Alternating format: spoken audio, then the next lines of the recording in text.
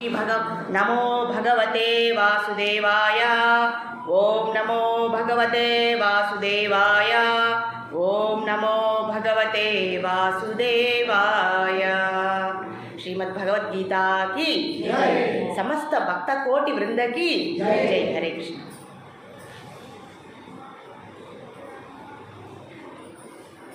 మనము వినయం గురించి ఎన్నోసార్లు చర్చించుకుని ఉన్నాము.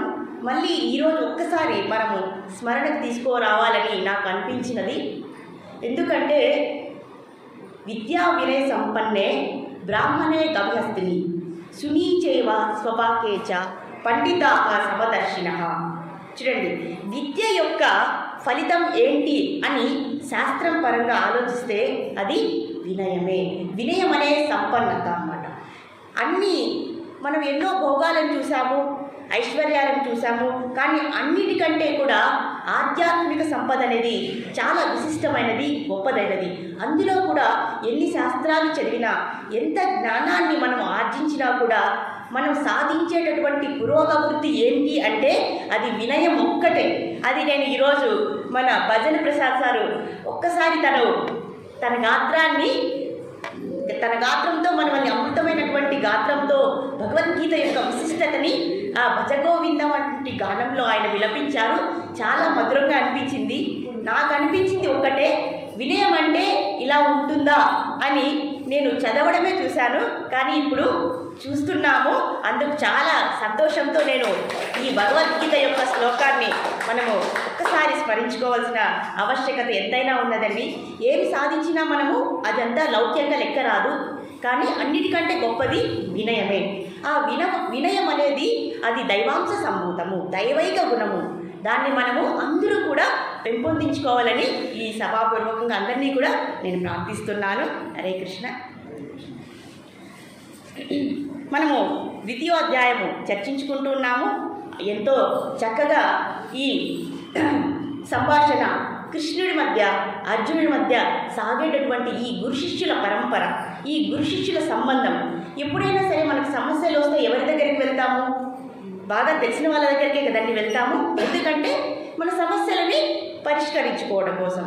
ఇక్కడ అర్జునుడు కూడా తన సమస్యని పరిష్కరించుకోవడం కోసమే తన గురువు, ఇక్కడ దేవాది దేవుడే గురువు అయిపోయాడనమాట. ఆ జగద్గురువే, ఆ దేవాది దేవుడే జగద్గురువులా వచ్చి ఇలా మనకు ఎన్నో పరిష్కార మార్గాలను 18 సాధనాల ద్వారా మనకు అందిస్తున్నారు. అదే శ్రీమద్ భగవద్గీత. కాబట్టి మన జీవితంలో ఇప్పుడు అర్జునుని నిమిత్తంగా చేసుకొని మనకు ఉన్నటువంటి సమస్యలన్నింటినీ కూడా భగవంతుడు మనందరికీ తెలియజేస్తున్నారు. ఒక అత్త కోడలు ఇద్దరు ఉన్నారంట, అలాగే కూతురు కూడా ఉన్నదన్నమాట. అత్తగారు కోడలికి డైరెక్ట్గా చెప్పరు కదండి, ఎందుకంటే తనను మనసు నొప్పిస్తుందేమో అనే భావంతో ఏం చేశారంటే కూతురికి చెప్తూ నేర్పిస్తూ కోడలికి నేర్పిస్తారట. ఇది మన పెద్దలు చెప్పేటటువంటి నానుడి. అలాగే మన దగ్గరికి వచ్చి డైరెక్ట్గా ఆ భగవంతుడు చెప్పారనుకోండి, మనం దాన్ని మనం ఎలా ఫీల్ అవుతాము అనే దానితో ఈ సున్నితమైనటువంటి స్వభావాన్ని ఆయన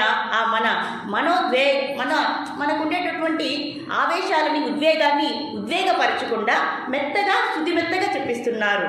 అది అర్జునుని సాయనం నిమిత్తంగా చేసుకొని మనకు చెప్పిస్తూ ఉన్నారు అన్నమాట. అప్పుడు మనం చక్కగా వింటున్నారు కదండి. ఇప్పుడు చూడండి, అర్జునుని ప్రశంసించిన, అర్జునుని తిట్టిన, అర్జునుని మనం హార్ష్గా మాట్లాడినా మనం ఏమనుకుంటాం? అర్జునుడికి చెప్తున్నారులే, మనకు చెప్పట్లేదులే అంటాం. అదే మంచి చెప్పారనుకోండి, మనకే చెప్తున్నారు అనుకుంటాం. అది గట్టిగా చెప్పారనుకోండి, అది వేరే వాళ్ళకి చెప్తున్నారు అనుకుంటాం కదండి.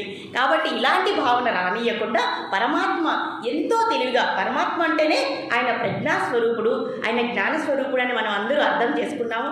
కాబట్టి అతి సున్నితంగా మనకన్నిటికీ కూడా ఈ జీవితంలో వచ్చేటటువంటి సమస్యలన్నిటికీ కూడా ఈ పరిష్కారాలను మనకు అందిస్తున్నారు. కాబట్టి ఆ దేవాది దేవుడైన జగద్గురు అయినటువంటి శ్రీకృష్ణ పరమాత్మను మనము కొలుస్తూ నిన్న మనం చర్చించుకున్నట్లు నెక్స్ట్ శ్లోకాన్ని మనం చర్చించుకుందాము. ఏం చెప్తున్నారు ఇప్పుడు పరమాత్మ అనే విషయము?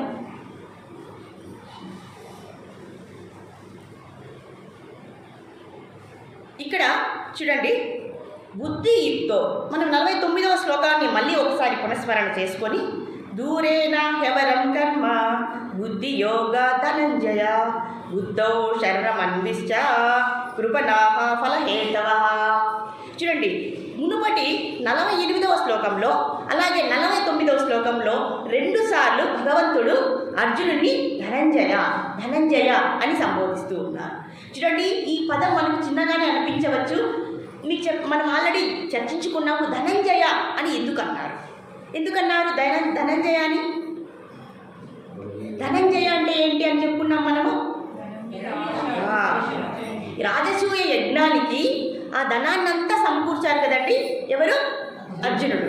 కాబట్టి అంటే ధనాన్ని సంపాదించే దాంట్లో కూడా అర్జునుడు చాలా గొప్పవాడు అన్నమాట. అలాగే ఆ ధనం పైన ఆశని కూడా జయించిన వాడు అని ఒక అర్థం వస్తుంది మనకు. మొదటి అర్థం కంటే కూడా రెండవ అర్థం అనేది చాలా ఉపయోగపడుతుంది. అంటే ధనార్జన కంటే కూడా, ధనార్జన అంటే గొప్పది కాదు, ధనం మీద ఆశను జయించడమే గొప్పది. అంటే ధనం మీద ఆశ లేకపోవడమే అన్నిటికంటే గొప్పది. ధనం అనేది మనకు అవసరం, కానీ అతి ధనాన్ని మనము ఆశించకూడదు అని ఇక్కడ చెప్తున్నారు. అది చాలా చిన్న విషయమా అండి? ఇప్పుడు మనకి ఒక 100 కోట్లు తెచ్చి ఎవరైనా ఇచ్చారనుకోండి, మనం ఏం చేస్తామండి? అయ్యో నాకొద్దు, నాకు ధనం మీద ఎటువంటి అపేక్ష లేదు, నేను ఒక గుడికి రాసిచ్చేస్తున్నాను అని మనలో ఎంతమంది అనగలరు ఈ మాట మనస్పూర్వకంగా? అవునా కదండి? కాబట్టి మనమల్ని ధనం జయించిందా, మనము ధనాన్ని జయించామా? మనం ఇప్పుడు ఓపెన్గా మాట్లాడుకోవాలండి. ఇది సంభాషణ జరుగుతుంది కదా, మన అందరి హృదయాలు ఒకటే కదండి.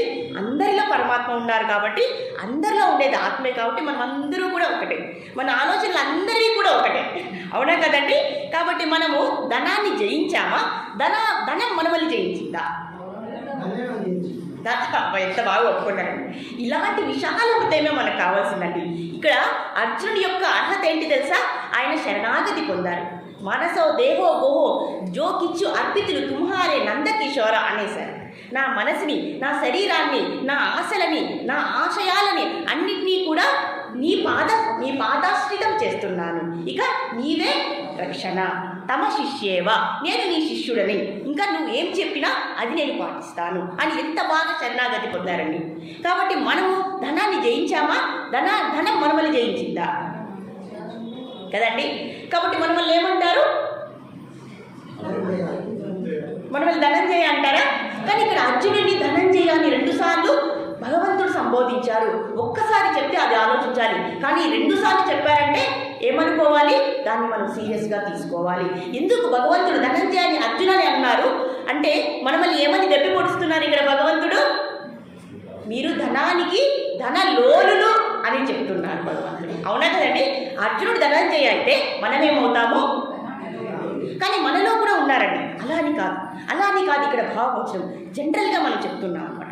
కాబట్టి మనకు కావాల్సిన దానికంటే ఎక్కువ ఆశించేటటువంటి వ్యామోహాన్ని ధనం పైన దాన్ని తగ్గించుకోవాలి అని చెప్తున్నారు అన్నమాట. మనకు ధనం అవసరమే, మన జీవన పరిమితికి, మన జీవనానికి అవసరం, కానీ అతి ధనము మనకు అవసరం లేదు.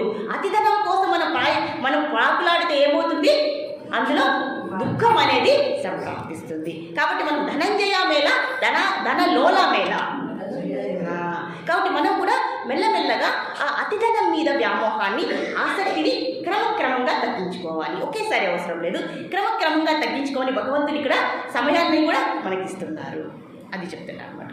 కాబట్టి ఇక్కడ అర్జున ఇప్పుడు మనం దేని గురించి మనం చర్చించుకున్నామండి? నిష్కామ కర్మ గురించి, మనం కర్మయోగం గురించి మనం చర్చించుకుంటున్నాం. నిష్కామ కర్మ అంటే మనము అర్థం చేసుకున్నామండి. ఎన్నో సాధనలు ఉన్నాయి వేదాలలో, ఎన్నో సాధనలు, బ్రాహ్మణాలు, సంహితాలు, అరణ్యకాలు ఉన్నాయి. కానీ మనం ఏది ఆచరణలోకి తీసుకున్నా, మనం తపస్సులు చేయవలసిన అవసరం లేదు. అవునా కదండి? ఒక్క సాధనని, ఆ సాధన ఏ సాధన అయితే మనకు మోక్ష ప్రాప్తికి ఉపయోగపడుతుందో అలాంటి సాధనని ఎంచుకోండి అని భగవంతుడు చెప్తున్నారు. కాబట్టి మనము నిష్కామ కర్మను ఎంచుకున్నాం కదా. నిష్కామ కర్మ అంటే ఏంటండి? ఫలితాన్ని ఆశించకుండా చేసేటటువంటి పనినే నిష్కామ కర్మ. చూడండి ఎంత బాగా ఇప్పుడు వచ్చేసింది. చూడండి ఇన్ని రోజులకి మీ నోట్లో నుంచి నేను వింటున్నాను. ఇది నిజంగానే ఇది చాలా సంతోషకరము. అవునా కదండి? ఇప్పుడిప్పుడే భగవద్గీత మనలోకి, మన హృదయంలోనికి, ఆ అమృతం అనేది మన హృదయంలోనికి వెళ్తుంది ఉంటుంది అనేదానికి ఎటువంటి సందేహము ఇక్కడ మనకు కనపడడం లేదు. అందులో ఎంతో ఉత్సాహంగా మనం ఒకటే ఒక సంకల్పం చేసుకోవాలండి. తండ్రి, ఈ భగవద్గీత నాకు, ఈ అమృత జ్ఞానం నాకు అర్థమయ్యేలాగా దీవించండి, ఆ శక్తిని, ఆ సామర్థ్యాన్ని నాకు కల్పించండి అని మనము భగవంతుని ఎప్పుడు వేడుకోవాలండి. అదొక్కటి చేస్తే సరిపోతుంది. కాబట్టి ఇక్కడ మనము సమత్వ బుద్ధితో కూడినటువంటి నిష్కామాచరణ చేయండి. అదే మనల్ని మోక్ష ప్రాప్తికి మనం ఏం కష్టపడాల్సిన అవసరం లేదు. సత్యయుగంలో లాగా 10,000 సంవత్సరాలు తపస్సు చేయవలసిన అవసరం లేదు. మనం చేసేటటువంటి పనినే మనము నిష్కామ బుద్ధితో, అంటే ఫలాన్ని ఆశించకుండా ఈశ్వరార్పణ బుద్ధితో, నా కోసం నేను చెయ్యట్లేదు, భగవంతుని కోసం చేస్తున్నాను అనేటువంటి భావంతో మనస వికరణ శుద్ధిగా, ఇది నేను భగవంతుని కోసం చేస్తున్నానని లోపల మాత్రము నా కోసమే అని ఆశించి చెయ్యొద్దు. ఇక్కడ అర్జునకి చెప్తున్నారండి. అర్జునకి నిమిత్తంగా మనకు చెప్తున్నారు, అయ్యా నువ్వు పనులని లేదా కర్మలను తప్పించుకోలేవు, కర్మలను చేయాలి. కానీ చేసేటటువంటి పనిని ఎలా చేయాలి? నిష్కామ బుద్ధితో చేయి. నిష్కామ అంటే ఏమీ ఆశించకుండా చేయి. అలాగే చేసిన దాని మీద ఎటువంటి ఆసక్తి పెట్టుకోవద్దు. ఈశ్వరార్పణ బుద్ధితో చెయ్యి, నా బుద్ధితో చెయ్యి, నన్ను తలుచుకొని చెయ్యి. నీకు ఎటువంటి కర్మఫలము లభించదు, నీకు ఎటువంటి బంధము అనేది నీకు ప్రాప్తించదు అని ఒక చిన్న సాధన చెప్పిస్తున్నారండి. అందులో ఎటువంటి కష్టమూ లేదు. ఇందులో మనం ఎంత తాపత్రయపడాల్సిన అవసరమూ లేదు. అవునా కదండి? చాలా సులభం కదండి ఇది. అలాగే ఫలమును కోరువారు అల్పులు. ఇక్కడ భగవంతుడు సున్నితంగా చెప్తున్నారు, ఒక్కసారి కొంచెం గట్టిగా మందలిస్తూ ఉన్నారు అన్నమాట. ఇందుకు స్వామి పదే ఫలితాన్ని ఆశించవద్దు, ఆసక్తిని పెంచుకోవద్దు, వ్యామోహాన్ని పెంచుకోవద్దని పదే ఎందుకు చెప్తున్నారండి? మనం ట్రాఫిక్లో వెళ్తుంటాము. అప్పుడు ట్రాఫిక్లో 3 సిగ్నల్స్ ఉంటాయి కదండి. 3 లైట్లు కనపడతాయి. ఏ లైట్లు కనపడతాయి? అవునా కదండి? మన వాహనం వెళ్తుంటే గ్రీన్ లైట్ వెలుగుతుంది, గ్రీన్ ఆకుపచ్చ లైట్ వెలుగుతుంది, పసుపు లైట్ వెలుగుతుంది, రెడ్ ఎరుపు లైట్ కూడా వెలుగుతుంది. దాని యొక్క చిహ్నం ఏంటి? దాని యొక్క అర్థం ఏంటి? చూడండి, భగవంతుడు ఇలా మనం రివర్స్లో తీసుకుంటే గ్రీన్ లైట్ వెలిగింది అనుకోండి, ఒకసారి చెప్పారు భగవంతుడు, ఆహా ఓకే బాగానే ఉంది. రెండవసారి చెప్తారండి. రెండవసారి చెప్పినప్పుడు కొద్దిగా అలర్ట్ అవ్వాలి. మరి పసుపు లైట్, అదే రెడ్ లైట్ వచ్చింది అనుకోండి, అది చాలా డేంజరస్. మూడోసారి చెప్తున్నారు కాబట్టి చాలా సీరియస్గా తీసుకోవాలి ఈ విషయాన్ని అని చెప్తూ ఉన్నారు అన్నమాట. అలాగే ఇంకా ఏం చెప్తున్నారు? సమత్వ బుద్ధితో కూడినటువంటి నిష్కామ కర్మ అన్నారు. నిష్కామ కర్మ అన్నారు సమత్వ బుద్ధితో. సమత్వ బుద్ధి అంటే ఏంటండి? కష్టం వచ్చినా సుఖం వచ్చినా, లాభం వచ్చినా నష్టం వచ్చినా, జయం వచ్చినా అపజయం వచ్చినా, సర్వకాల సర్వావస్థల్లో, అవునా కదండి? శీతోష్ణ సుఖ దుఃఖేషు, అన్ని పరిస్థితుల్లో కూడా నువ్వు సమత్వాన్ని, స్థిరత్వాన్ని పాటించు. ఆనందం వస్తే పొంగిపోవద్దు, కష్టం వస్తే కుంగిపోవద్దు. అన్ని పరిస్థితులలో కూడా సమంగా, సమత్వ భావనతో, స్థిర భావనతో, కుంగిపోకుండా సమంగా నీవు ఉండు అని చెప్తున్నారు. అటువంటి భావనతో కర్మని ఆచరించు అని ఇక్కడ చెప్తారు. మీరు వెళ్ళాలా? మీరు వెళ్ళండి పర్వాలేదు. కాబట్టి నిష్కామ కర్మ ఒకటే కాకుండా సమత్వంగా ఉండు. సమత్వంగా నిష్కామ కర్మను ఆచరించి ఫలాపేక్షని పెట్టుకోవద్దు అని భగవంతుడికి ఎవరికి చెప్తున్నారు? ధనంజయుడికి చెప్తున్నారు. ఇక్కడ అర్జునుడికి ధనంజయ అని చెప్పారు. ఇంకొకటి ఏం చెప్పారు? నువ్వు ధనం మీద ఆపేక్షను జయించావు, అలాగే నువ్వు జ్ఞానధనాన్ని కూడా సంపాదించు. ధనంజయ అంటే ధనం మీద ఆశని జయించినవాడు. అలాగే ఇంకొకటి కూడా జయించాలి, అదేంటి? జ్ఞానాన్ని కూడా సంపాదించు, జ్ఞానధనాన్ని కూడా సంపాదించు. అలాగే ఇంకా ఏం చెప్తున్నారు ఆయన? యోగధనాన్ని కూడా సంపాదించు. యోగము అంటే ఏం చెప్పుకున్నామండి మనము? వెరీ గుడ్, చాలా బాగా చెప్తున్నారు.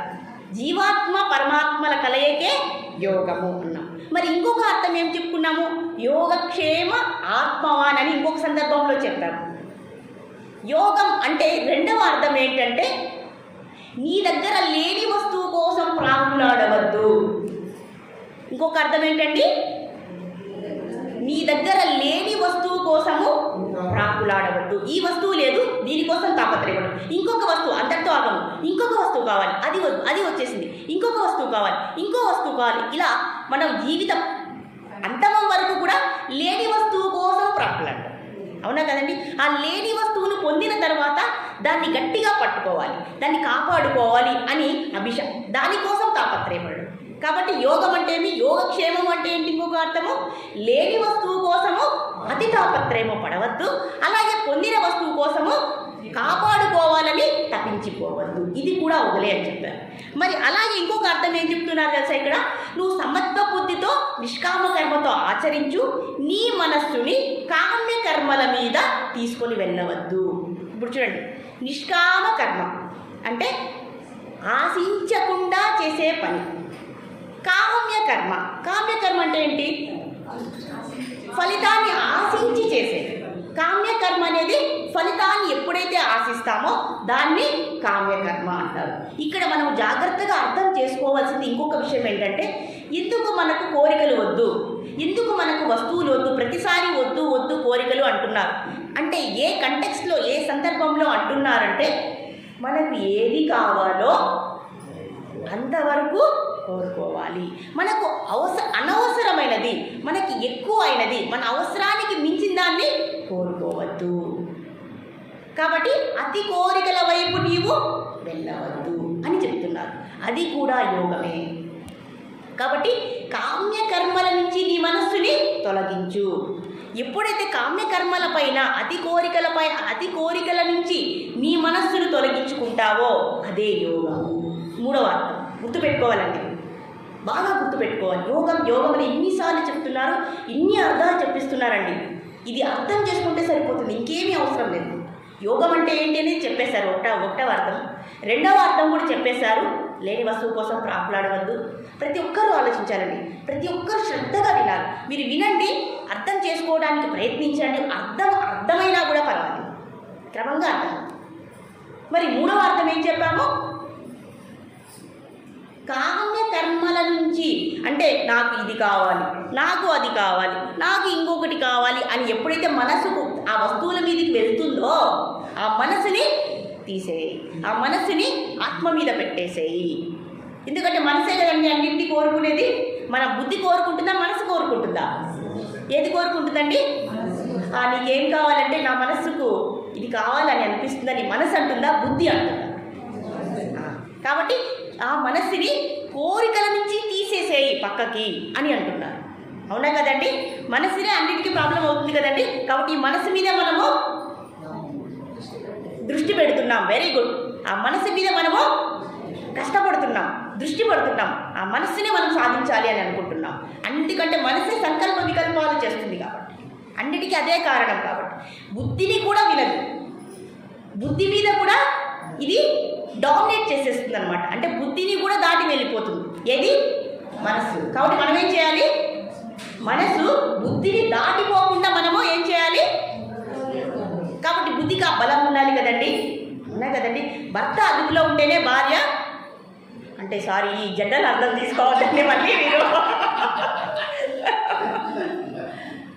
ఇది వద్దులేండి. యజమాని ఆఫీస్లో, జాబ్లో యజమాని చెప్పినట్లు కింద వారు వినాలి కదండి. ఎందుకైనా పైన కింద అంటేనే మనకు అక్కడే వచ్చేస్తున్నాం. అప్పుడే మన మనసు ఎక్కడికి వెళ్ళిపోతుంది. అంటే మేము తక్కువ వాళ్ళమా, వారు ఎక్కువారా అనేది వచ్చేస్తుంది కదండి. ఇప్పుడు చూడండి మనసు ఎన్ని క్వశ్చన్స్ వేస్తుందో, ఎన్ని డౌట్లు వేస్తుందో. అదే సత్కర్మాచరణ చెయ్యయ్యా అంటే నేను ఎందుకు చేయాలి? అవునా కదండి. అప్పుడు మాత్రం మన మనసు ఏమని చెప్తుంది?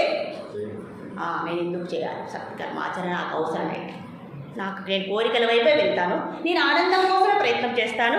కానీ అన్ని ఆనందాలు ఒక చోట వస్తాయ్యా, దాన్ని సాధించుకో అంటే అది మనకు అవసరం లేదు. ఎందుకు అవసరం లేదంటే మనకి ఇమ్మీడియట్గా వచ్చేయాలి, వెంటనే మనకు ఫలితం వచ్చేయాలి. అవునా కదండి. నీ జన్మ తర్వాత నీకు ఫలితం వస్తుంది అంటే అప్పుడు నేను ఉంటానో ఉండనో, అప్పుడు నాకు తెలుస్తుందో తెలీదో, నాకు అర్థమవుతుందో లేదో, ఉందో లేదో, దానికోసం నేను ఎందుకు ఇంత తాపత్రయపడాలి అని ఆలోచిస్తామా లేదండి. ఇప్పుడు అందరి మనసుల్లో కూడా అది ఒక భావన ఉంటుంది కదా. అందుకే ఇన్నిసార్లు ఇన్ని విధాలుగా చెప్తున్నారు భగవంతుడు. ఎందుకంటే భగవంతుడే తెలివైనోడు కాదండి, ఇక్కడ మనం ఇంకా మహా తెలివైన వాళ్ళు. అవునా కదండి. ఒక భావన చెప్పామనుకోండి, వెంటనే ఇంకొక భావన వచ్చేస్తుంది. భర్త గొప్పనా, మరి భార్య గొప్పది కాదా? వెంటనే వచ్చేస్తుంది కదండి. అలాంటిదండి మన మనసు. కాబట్టి దాన్ని మనం ఏం చేయాలి? మంచి దారిలో పెట్టాలి అని చెప్పి. అలాగే ఇక్కడ మరి ఇంకొక అర్థం ఏంటంటే, ఏ పనులైతే నువ్వు చేస్తున్నావో నేర్పుతో చేయి. కర్మలని నేర్పుతో చేయడమే యోగం. మూడవ అర్థం మళ్ళీ నాకు చెప్పాలి. ఒక్కొక్కరైనా ఒకటోటి గుర్తుపెట్టుకొని నాకు చెప్పాలి. జీవాత్మ పరమాత్మ అయిపోయింది. రెండవది వచ్చి లేని వస్తువు కోసము అంటే ఏదైనా ఉదాహరణ చెప్తే గుర్తుంటుందా? నా దగ్గర 7 వారాలు నగలు లేవండి, నాకు అవి కావాలి. కావాలి అనుకోవడం అనేది యోగం కాదు. నాకు ఆ 7 వారాల నగలు అవసరం లేదు అనుకోవడమే యోగం. ఇప్పుడు అర్థం చేసిందా? గుర్తుపెట్టుకుంటామా? యోగం అంటే ఆడవాళ్ళు బాగా గుర్తుపెట్టుకుంటామండి, ఎందుకంటే నగలు అంటే మనకి ఇష్టం కాబట్టి. నాకు ఇష్టం అనుకోదు, నిజంగా నాకు ఇష్టం లేదు. ఎంత మంచి మాట్లాడి అనుకుంటారేమో, నాకు వేరే ఇష్టాలు ఉంటాయి. అవునా కదండి? భర్తలు ఎప్పుడు వేధిస్తుంటారు భార్యలు, ఎందుకు నాకు నగలు తీయలేదు, పక్కింటి ఆమెకి ఉన్నాయి నెక్లెస్, మన దగ్గర లేదే. ఇదే కదండి. ఇది యోగము అవదు, ఇది యోగము అవదు. ఆ 7 వారాల నగలు నాకు అవసరం లేదు అనుకోవడమే యోగము. ఇప్పుడు గుర్తుపెట్టుకున్నామా మనము? అది కూడా అర్థం. ఇంకా 4వ అర్థం చూసుకుందాం. కర్మల యందు చిక్కుకోకుండా ఉండడమే యోగము. కర్మ అంటే పని అండి, మళ్ళీ ఏదో అనుకునేదండి. కర్మలంటే నిత్యము మనం చేసే పనులే. నిత్యము మనం చేసేటటువంటి పనుల్లో మనం తగులుకోకూడదు, దాంట్లో చిక్కుకోకూడదు, ఆ వలలో చేపలాగా చిక్కుకోకూడదు. ఎప్పుడైతే చిక్కుకుంటామో జన్మ వచ్చేస్తుంది. ఎప్పుడైతే మన పనుల్లోకి మనం దూరిపోయి మన మనస్సును అన్నింటినీ గట్టిగా లోపలికి దూరేసామనుకోండి, మనమే ఆ పని, మనమే ఆ ఫలితము, మనమే ఆ ఆనందము, ఆ ఆనందమే మనకు అని అనుకున్నామా అయిపోయింది. కాబట్టి కర్మలను చేయడంలో నేర్పుగా ఉండు, నేర్పరిగా ఉండు, తెలివిగా ఉండు, ఎక్స్పర్ట్గా ఉండు అని చెప్తున్నారు. అది కూడా యోగం. అలాగే కర్మలలో చిక్కుకోకుండా ఉండడం కూడా యోగమే. చూడండి ఎన్ని అర్థాలు ఇస్తున్నారు, ఎన్ని రకాలుగా చెప్తున్నారు చూడండి భగవంతుడు. మనం ఒక రకంగా చెప్తే అర్థం కాదండి, మనకు అర్థం కాదు మనం వినిపించుకో. మనకు ఆయన మించిన ప్రజ్ఞ ఉంది, అవునా కదండి? తిరగేయడంలో, వ్యతిరేకంగా చెప్పడంలో, అవునా కదండి? అది కాబట్టి సమత్వ బుద్ధితో నిష్కామంగా అనాసక్తితో ఏ పనైనా చేయడమే యోగము. 4వది. ఎన్ని ఉన్నాయండి ఇక్కడ? పెద్ద కఠినమైన పదాలు వచ్చేస్తున్నాయా? భయపడకండి, ఏ మాత్రము భయపడదు. ఎందుకంటే ఈ కొత్త పదాలు అంటే ఏం లేదు, ఒక పదాన్ని అలాంటి పదాన్ని ఇంకో పదాన్ని వాడుతున్నారు తప్ప అర్థం పదే చెప్పుకున్నప్పుడు మన మనసులోకి వెళ్ళిపోతాయండి. మీరు అనుకోవచ్చు నాకు గుర్తుండవు, ఇది ఏదో కొత్త పదాలు ఉన్నాయి మనకెందుకు అనుకోకండి. ఈ కొత్త పదాలైనా ఒకే అర్థాన్ని ఇస్తాయి. ఇప్పుడు మీనం అన్నాం అనుకోండి, చేపను ఇంకో విధంగా ఏమని పిలుస్తాము? మీనం, అంతే, ఇంకేమి. కాబట్టి ఏ పనినైనా ఎలా చేయాలి?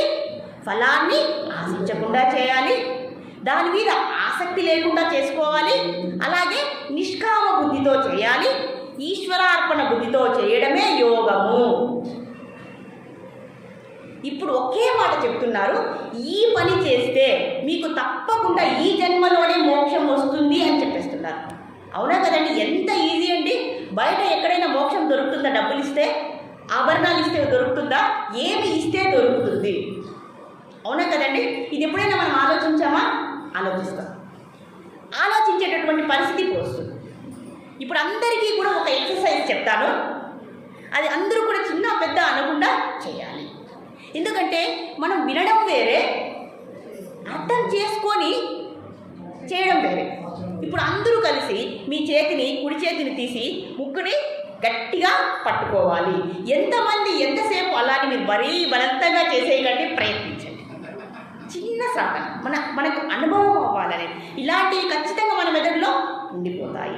మీరు దయచేసి కొద్దిసేపు, మీరు ఎంతసేపు అయితే మీరు శ్వాసని బిగబట్టగలరో అలా కొంతసేపు మీరు ప్రాక్టీస్ చేయాలి. అందరూ కూడా చేయాలి. ఇప్పుడు మీ అనుభవం నాకు చెప్పాలి, అవునా కదా? అందరూ తీసుకోండి, మీ ముక్కుని గట్టిగా శ్వాస తీసుకోవద్దండి, మీరు చేయకండి, మీకు అవసరం లేదు. ఒకసారి ప్రయత్నించి చూద్దాం, అవునా కదండి? ప్రయత్నించండి. ఎవరు ఎంతసేపు ఉంటారు, ఎంత కష్టం అనిపిస్తుందో మీ అనుభవం నాకు చెప్పాలి. ఎంతసేపే కాదు, ఎలా అనిపిస్తుందో కూడా నాకు చెప్పాలి. మీరు ఊపిరి పీల్చుకోండి ఒకసారి, మళ్ళీ ఏం చేయాలి? ఊపిరి పీల్చుకుండా గట్టిగా ఇలా పట్టుకోవాలి. ఊపిరి పీల్చుకోవద్దండి. ఎంతసేపు ఉంటారో చూడండి. అలానే మీరు గట్టిగా ప్రయత్నం చేయకండి, ఏమన్నా జరిగితే కష్టపడి చూద్దాం. మీకు ఎంత వీలైతే అంతసేపు తీసేయండి.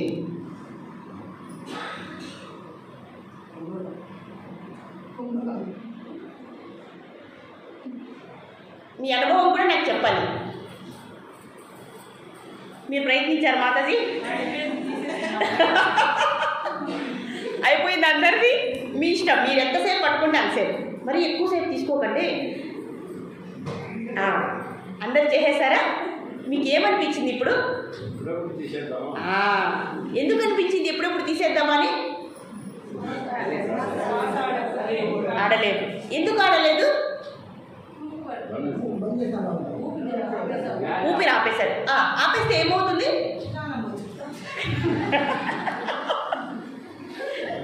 ఏమి లేకపోతే ప్రాణం పోతుంది, గాలి. మరి ఆ గాలి మనం సృష్టించామా? మరి ఎవరు సృష్టించారు? అంటే మనొక్కరికే కాదు, ఎన్ని జీవరాశులు ఉన్నాయో అందరికీ కూడా ఈ గాలిని అందరికీ సరిపోయే విధంగా ఎవరు సృష్టించారు? మనుషులు సృష్టించారా? మరి ఎవరు సృష్టించారు? చెప్పాలి. ఇప్పుడు ఒక్క నిమిషము గాలి అంతా స్తంభింపచేస్తే మనము బ్రతుకుతామా, బ్రతకమా? అందరికీ అనుభవమే కదండి ఇదంటే. మరి ఇది ఎవరు ఇచ్చారు? ఇది మన పిల్లలు ఇచ్చారా? మన తల్లిదండ్రులు ఇచ్చారా? మన బంధువులు, స్నేహితులు, ఇంకెవరైనా ఇచ్చారా? మరి ఎవరు ఇచ్చారు? ఎవరైనా ఇచ్చిన వారిని చూసారా? పోనీ భగవంతుని చూసారా మీరు? భగవంతుడు ఇచ్చాడని ఎలా చెప్తారు? భగవంతుడికే ప్రశ్న. అవునా కదండి? అన్నీ చేయాలి, మనమే ప్రశ్నించుకోవద్దు, భగవంతుడి కూడా ప్రశ్నించాలి. మన సందేహాలన్నీ కూడా ఇక్కడ నివృత్తి చేసుకోవాలి. అందుకే ఇది దేవాలయం. అవునా కదండి? ఆలయంలో ఎవరున్నారు? దేవుడు ఉన్నాడు. కాబట్టి మనం ఏం చేయాలి? మన సమస్యలన్నింటినీ కూడా ఇక్కడే పరిష్కరించుకోవాలి. కాబట్టి ఒక్క నిమిషము మనకు ఈ ప్రాణవాయువు లేకపోతే మనము అప్పుడు మన పిల్లలు లేదు, మన సంసారము లేదు, మన బంధువులు లేదు, మన ఐశ్వర్యము లేదు, ఏమీ లేదు. ఎవరూ దీన్ని తెచ్చివ్వలేదు. అవునా కదండి? ఎంతసేపు ఆక్సిజన్ సిలిండర్లను మనం ఉపయోగిస్తాము, ఆ తర్వాత ఏమవుతుంది మన పరిస్థితి? అర్థమైంది కదండి? మరి ఇంత ప్రాణవాయువు, ఇంత ముఖ్యమైనటువంటి ప్రాణవాయువుని ఇచ్చిన వాడితో మన అనుబంధం ఏంటి? నా ప్రశ్న. మన సంబంధం ఏంటి? మన పిల్లల కోసం ఇంత తప్పిస్తున్నాం కదా, మరి గాలి లేకపోతే ఇంకా ఎక్కువ తప్పిస్తున్నామా లేదా? అప్పుడు పిల్లలు గుర్తొస్తున్నారు ఎవరికైనా? ఎవ్వరు గుర్తు వచ్చినా ఎవరు కూడా ఏం చేసేటటువంటి పరిస్థితి లేదు. నీరు ఇచ్చారు, గాలి ఇచ్చారు, అన్నం ఇచ్చారంటే ఒప్పుకున్నాం, కానీ ప్రాణవాయువుని ఇచ్చారంటే అది ఎంత ముఖ్యమైనదండి. మరి అంత ప్రాణవాయువు ఇచ్చేటటువంటి ఆ భగవంతునితో మనకి ఏ సంబంధం ఉన్నది? మనం ఎంతసేపు ఆలోచిస్తున్నామో, ఏమాత్రం కృతజ్ఞత మనకు ఉన్నది? ఇంత సంపద ఇచ్చేవాడిని మనం ఎందుకు పట్టుకోకూడదు? That's my question. అవునా కదండి? మన పిల్లల్ని గట్టిగా పట్టేసుకుంటున్నాము, ప్రాణం కంటే ఎక్కువగా ప్రేమిస్తున్నాము. మరి ప్రాణం ఉంటే కదండి ప్రేమించడానికి. అవునా కదా? కాబట్టి ఇక్కడ భగవంతుని యొక్క గొప్పతనం ఏంటి అనేది కూడా మనం ఆలోచించాలి. అన్ని సకలము ఇచ్చినటువంటి భగవంతుడు ఆయన చెప్పినప్పుడు ఈ వాక్యాన్ని మనం ఎందుకు తీసుకోవడం లేదు? అన్నీ ఇస్తున్నారు, మనం ఏమన్నా ఇస్తున్నామండి భగవంతుడికి? మనం ఇచ్చిన ఏది ఆయన తీసుకోరు. ఎందుకు తీసుకోరు? ఆయనకి అవసరం లేదు, ఆయనే మనకి ఇస్తున్నారు. అవునా కదండి? ఈరోజు భగవంతుడి యొక్క విలువ తెలుస్తుందా మనకి? ఈ ఒక్క విషయంతో మనకు అర్థం. అవునా కదండి? ఆహారం లేకపోయినా కొన్ని రోజులు ఉంటాం, కానీ ప్రాణవాయువు లేకపోతే ఒక్క నిమిషం కన్నా ఎక్కువసేపు బతకలేము. మరి అంత ఇచ్చేటటువంటి, అంత గొప్పదాన్ని ఇచ్చేటటువంటి భగవంతుడితో ఏ అనుబంధం మనకు ఉన్నది? ఎంతవరకు ఆయన గురించి ఆలోచిస్తున్నామో, ఆయనకు మనకు ఉన్నటువంటి బంధం ఏంటి? శ్వాసబంధం. మరి ఏది గొప్పది? ఈరోజు చెప్పాలి. పిల్లలతో మన బంధం గొప్పదా? తల్లిదండ్రులతో మన బంధం గొప్పదా? మన ఐశ్వర్యంతో మన బంధం గొప్పదా? దేనితో మన బంధం గొప్పది? ఎవరు ఇస్తున్నారు? ఎవరు కాపాడుతున్నారు? ఎవరు మనల్ని రక్షిస్తున్నారు? అవునా కదండి? మరి ఎంత విలువ ఇస్తున్నాం భగవంతుడికి అనేది ప్రశ్న. ఎప్పుడైనా ఆలోచించామండి ఈ విషయం? మనము ఎందుకు ఆలోచించడంలో? ఫ్రీగా వస్తుంది కాబట్టి. అవునా కదండి? ఫ్రీగా వస్తుంది కాబట్టి, గాలి గాలి మనకు ఏ ఇబ్బంది లేకుండా, ఏ కష్టము లేకుండా అన్నీ సప్లై చేస్తున్నారు కదండి భగవంతుడు. ఎవరు సప్లై చేస్తున్నారు? ఎవరు గొప్ప? ఎవరికి ఎంత విలువ ఇవ్వాలి? ఇది చెప్పాలి. ఈ కృతజ్ఞత మనకున్నదా? ఎప్పుడైనా ఆలోచించామా? లేదు. అవునా కదండి? కాబట్టి ఇన్ని ఇన్ని సదుపాయాలు మనకి ఇచ్చినటువంటి భగవంతుడు చెప్పినటువంటి వాక్యముల మీద మనకు ఎందుకు విశ్వాసము అనేది లేదు? విశ్వాసము లేదు అని ఎందుకు చెప్తున్నామంటే మనం ఆచరించడం లేదు. మరి ఆచరించడం లేదని మీరు ఎలా చెప్తారు అంటే జన్మ తీసుకుంటున్నాం కాబట్టి.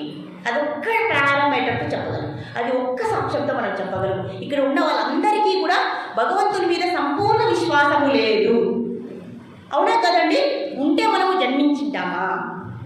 చెప్పండి. మన జన్మ వచ్చింది అంటేనే ఏమర్థము? భగవంతుని మీద విశ్వాసం లేకుండా మన మీద మనకే విశ్వాసంతో మనం కర్మలను ఆచరిస్తున్నాము కాబట్టి ప్రతిసారి జన్మలని తీసుకుంటూనే ఉంటాం. ఈ విలువ ఎప్పుడైనా గుర్తించామంటే మనము ప్రతి ఒక్కరు ఈరోజు ఆలోచించాలి. మనకు అర్థమైపోతుంది. అప్పుడు ఈ శ్రేయో మార్గం మనకు అర్థమవుతుంది. ఎందుకు ఇన్నిసార్లు చెప్తున్నాడు భగవంతుడు? అసలు చదువుతుంటే చాలా సీరియస్గా ఆలోచిస్తామండి మేమైతే. ఇంతగా చెప్తున్నారే భగవంతుడు, మన కోసమే చెప్తున్నారు, ఆయనకి ఏమీ అవసరం లేదు. అయినా కూడా మనసులో ఎందుకు ఇన్ని భావాలు వస్తున్నాయి? ఎందుకు మనం అర్థం చేసుకోవడం లేదు? ఎందుకు పరితపించిపోతున్నాము బాహ్య వస్తువుల కోసము? అవునా కదండి? అవునా కదా? ఈరోజు ప్రతి ఒక్కరూ ఆలోచించాలి. అలాగే ఇప్పుడు యోగం అని చెప్పుకున్నాం కదండి. యోగం అంటే ఇన్ని అర్థాలు ఉన్నాయి. అలాగే జన్మ బంధ వినుర్ముక్త ఇలా చెప్పేసండి. మన జన్మలకి విముక్తి రావాలంటే ఇదొక్కటే మార్గం. సత్యయుగంలో లాగా తపస్సులు చేసి శాస్త్రాల నుంచి కూడా ఆత్మ పైకి వెళ్ళిపోయే స్థితిలో మనం లేవు. మనం తపస్సుని ఒక్క 10 నిమిషాలు ఇలా కూర్చుంటామండి. మనము ధ్యానయోగాలు కూర్చుంటామా? కూర్చోలేము. మరి జపం చేస్తామా? సులభంగా చేయొచ్చు కదండి. కూర్చొని చేయొచ్చు, పడుకొని చేయొచ్చు, నామస్మరణ చేయొచ్చు. అవునా కదా? కాబట్టి ఇక్కడ సకర్మాచరణే అన్నిటికంటే ముఖ్యమైనది. కర్మల్లో మనం నిన్నంతా చర్చించుకున్నప్పుడు 4 విభాగాలుగా ఉన్నాయి. శాస్త్రాలు చదవాలి, పురాణాలు, శాస్త్రాలు వీటన్నిటిని చదివి అర్థం చేసుకొని కర్మాచరణ చేయాలి. ఆ జ్ఞానాన్ని తీసుకోవాలి. ఇదే ఉత్తమ కర్మ. అన్ని కర్మల కంటే మించినటువంటి కర్మ ఏంటి? జ్ఞానంతో తెలుసుకుని కర్మ చేయడము. జ్ఞానం తెలుసుకోవాలంటే ఏం చేయాలి? శాస్త్రాలని అధ్యయనం చేయాలి. శాస్త్రాలని గురువు దగ్గర వినాలి, విని పాటించాలి. పాటిస్తే ఖచ్చితంగా ఈ జన్మలోనే మనకి మోక్షం వస్తుంది అని చెప్పేస్తున్నారు. కాబట్టి ఈ కామ్యకర్మలు అంటే ఒకదాన్ని ఆశించి చేసేటటువంటి ఫలితాలు, ఆ ఫలితం ఏంటి అంటే జనన మరణము. కామ్యకర్మల వల్ల ప్రాప్తించేది జనన మరణాలు. నిష్కామాచరణ వల్ల కలిగేది మోక్షము. చెప్పేశారు. అందరూ మోక్ష ప్రాప్తికే కదండి పాటుపడుతున్నాం మనము. అవునా కదా? కాబట్టి మనం చేసేటటువంటి అందువల్లే మనకు జన్మ వస్తుంది, మరణం కూడా వస్తుంది. ఒక ట్రైన్ ఉందండి, ఒక రైలు ఉంది. రైల్లో ఎక్కుతాము, మళ్ళీ మన స్టేషన్ వచ్చినాక దిగేస్తాము, మళ్ళీ ఎక్కుతాము, బస్ ఎక్కుతాము. ఇలా ఎంత సుదీర్ఘ ప్రయాణం చేస్తాము? ఎన్నిసార్లు పుడతాము, ఎన్నిసార్లు మరణిస్తాము. దానికి ఫుల్ స్టాప్ అనేది లేదా? ఎందుకు లేదు? ఎందుకంటే ఆ జ్ఞానాన్ని ఆచరించడం లేదు అని చెప్పారు. కానీ మనకు ఎంతో అదృష్టంతో, ఎంతో సౌభాగ్యంతో, ఎంతో సుకృతం మనకి ఈ విషయాలన్నీ మన చెవిలోకి పడుతున్నాయి. అవునా కదండి? మీకు ఇష్టం లేకపోయినా బలవంతంగా చెప్పేస్తున్నాను, నేను బలవంతంగా చొప్పిస్తున్నాను. అవునా కదండి? ఎందుకంటే మన మనసులు ఎంత మొండివో మనకు తెలుసు. అవునా కదండి? ఒక్కసారి చెప్తే లేదు, 2 సార్లు చెప్తే ఏదో చెప్తున్నారులేండి. అవునా కదండి? ఎంతమంది దీన్ని సీరియస్గా తీసుకుంటున్నారు? ఈరోజు సీరియస్గా మనం తీసుకోవాలి ఈ అంశాన్ని. ఎందుకంటే మనకి మోక్ష సాధన ఊరికే వస్తుందండి. కానీ కలియుగంలో మోక్షాన్ని సాధించడం చాలా సులభతరం, అతి సులభతరం అని ఇక్కడ చెప్తున్నారు. దానికి తగినటువంటి మార్గాన్ని 2వ అధ్యాయంలోనే భగవంతుడు చెప్పేశారు. ఇంతకు మించి ఏదైనా మార్గం ఉన్నదా? మీరు చెప్పండి, ఉంటే చెప్పండి. కాబట్టి జన్మ బంధ వినుర్ముక్త ఎప్పుడు వస్తుందంటే ఈ జన్మ నుంచి, ఈ జన్మ మృత్యు పరంపర నుంచి ఎప్పుడు విముక్తి వస్తుంది అంటే సమత్వ భావంతో, నిష్కామ కర్మతో మనము నిష్కామ కర్మతో ఈశ్వరార్పణ బుద్ధితో ప్రతి పనిని కూడా చేస్తే మనకు మోక్షం వస్తుంది. ఎలా వస్తుంది? చేసే పని మీద మనకు ఆసక్తి లేదు, దాని ద్వారా వచ్చేటటువంటి దుఃఖం ఏమీ లేదు. ఇప్పుడు దేని మీద మనకు చేస్తున్నామో దాని మీద వ్యామోహం లేదు, దాని మీద ఇష్టం లేదు, దాని మీద ఆసక్తి లేదు, దాని మీద తాపత్రయం లేదు, మనకి ఏం దొరుకుతుందండి? మనశ్శాంతి. అదే మోక్షం, అదే మోక్షం. మరి ఇంకొక విషయం చెప్తున్నారు, మనీషిణః.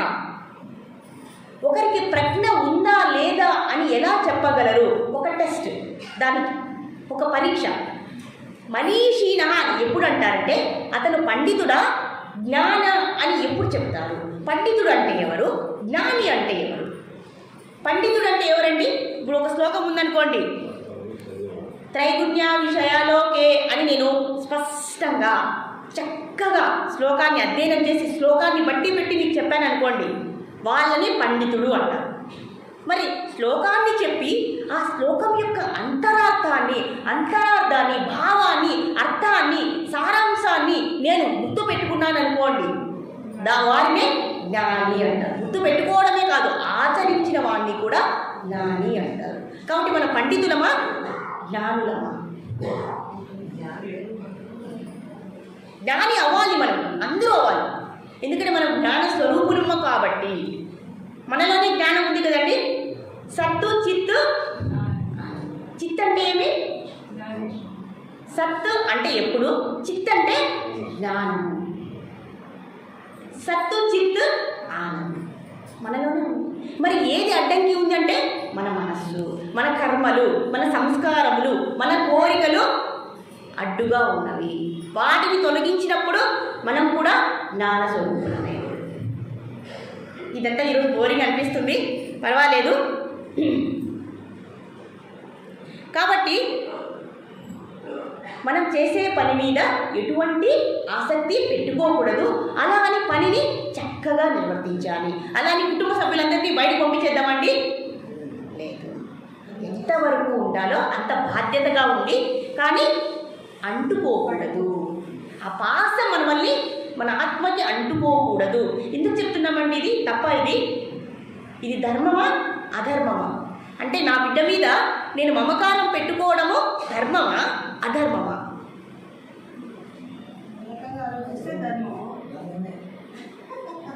చెప్పాలి. ఇప్పుడు అందరూ తల్లిదండ్రులే ఇక్కడ, నేను ఒకటి తల్లిగా.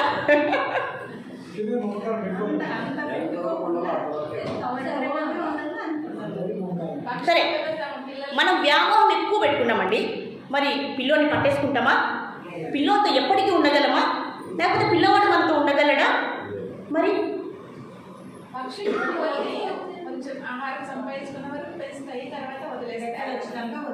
What a great example today. What a great example today. అవునా కదండి? పక్షులు కానీ జంతువులు కానీ ఏం చేస్తాయండి? వాళ్ళని ఒక స్థాయి వరకు తీసుకెళ్తాయి. ఆ తర్వాత ఏం చేస్తాయి? స్వేచ్ఛనిస్తాయి. నీ కాళ్ళ మీద నువ్వే నిలబడు. ఇప్పుడు ఫారిన్ కంట్రీస్లో కూడా అంతేనండి. 13 ఏళ్ల వరకే పెంచుతారు తల్లిదండ్రులు. ఆ తర్వాత బయట పంపించేస్తారు వాళ్ళని. మనలాగా చచ్చే వరకు. ఎందుకు అంటే వాళ్ళకి మమకారం లేదా, వాళ్ళకి బంధం లేదా, వాళ్ళకి వాత్సల్యం లేదా? మేము అనుకునే వాళ్ళం ఇదేం తల్లిదండ్రులు వీళ్ళు ఇలా బయట. ఒకవేళ బయటకు పోలేదనుకోండి ఆ పిల్లవాళ్ళు, వాళ్ళని డాక్టర్ దగ్గరికి తీసుకెళ్తారు. అన్నమాట, ఇతనికి ఏదో ప్రాబ్లం ఉంది, అబ్నార్మాలిటీ ఉంది, ఇతన్ని పరీక్షించి తిరిగి మామూలు స్థితికి తీసుకెళ్ళి ఈయన పక్షిలాగా బయటకు వెళ్ళిపోయేలాగా వైద్యం చేయండి అని చేస్తారు. మరి మనం ఎందుకండి? బట్ మన హిందూ సాంప్రదాయంలో ఎలా ఉందంటే ఎప్పటికీ కూడా అందరూ కలిసి వసుదైక కుటుంబంగా మనం ఉంటున్నాం. అది కూడా మంచిదే. ఉమ్మడి కుటుంబంగా అందరూ కలిసిమెలిసి ఉండడం ఇంకా గొప్పది. అందుకే మన సంస్కృతి సాంప్రదాయం అన్నిటికంటే గొప్పది. కానీ ఎలా ఉండాలి? తామరాకు మీద నీటి బొట్టులు. అందరూ కలిసి ఉండాలి, వ్యామోహము. మరి అదేనా సాధ్యము?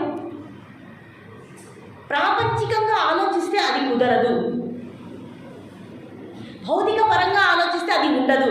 కాకపోతే కుటుంబ సభ్యులందరూ కలిసి భక్తిని చేశారనుకోండి, అందరూ కలిసి చదివారు, అందరూ కలిసి అర్థం చేసుకున్నారు, అందరూ కూడా నిష్కామ కర్మను ఆచరిస్తున్నారు, చిన్నప్పటి నుంచి అప్పుడు సాధ్యం, అప్పుడు సాధ్యమవుతుంది.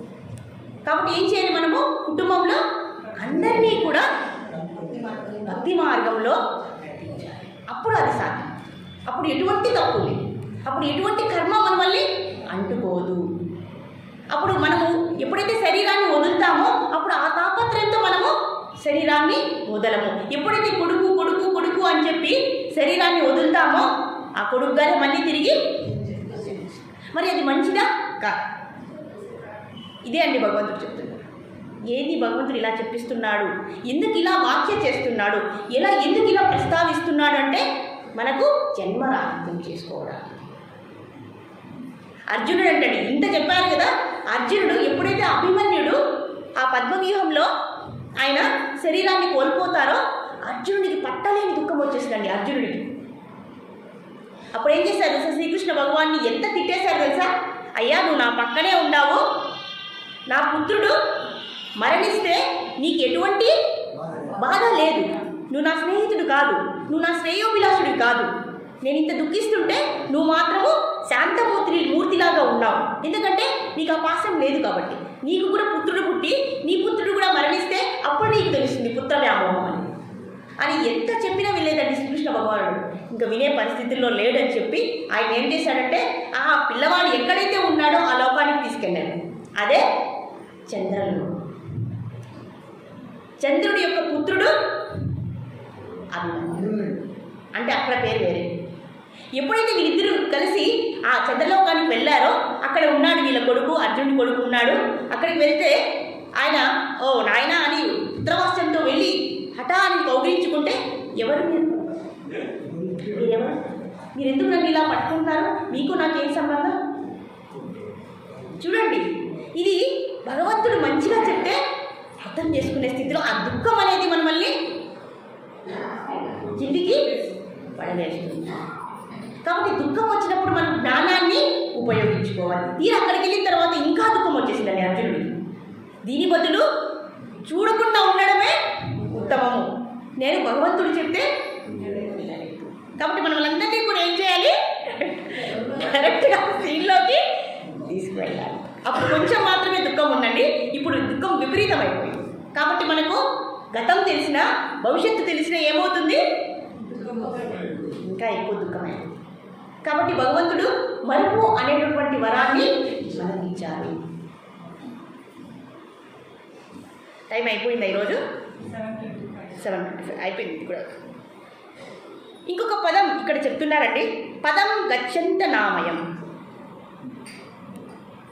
కాబట్టి ఆ నిష్కామ కర్మాచరణ వల్ల మనకేమొస్తుంది, ఏమి ప్రాప్తిస్తుంది అంటే జన్మం అనేది ఉండదు, మరణం అనేది ఉండదు, దుఃఖం అనేది ఉండదు, ఆసక్తత అనేది ఉండదు.